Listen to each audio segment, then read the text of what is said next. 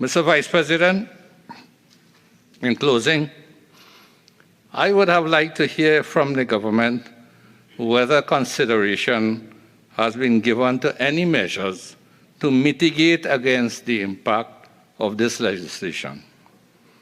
or measures to allow current stakeholders to adapt to the requirements of the legislation, or to allow them with support to be able to meet the requirements of this legislation. I would have really liked to hear what the government have in mind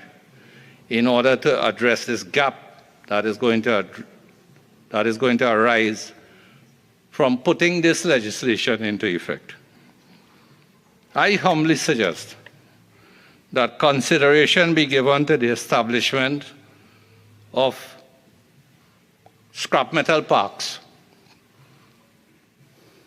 by the government. The government consider in designated areas setting up scrap metal parks, because in order to procure land that is going in areas that is going to be suitable for scrap metal dealers based on the requirements of this legislation is going to be beyond the means of the small to micro operators in the current industry as it is. And if there is some consideration for scrap metal parks to be established so that these current stakeholders can access space within these parks, I think it would go a long way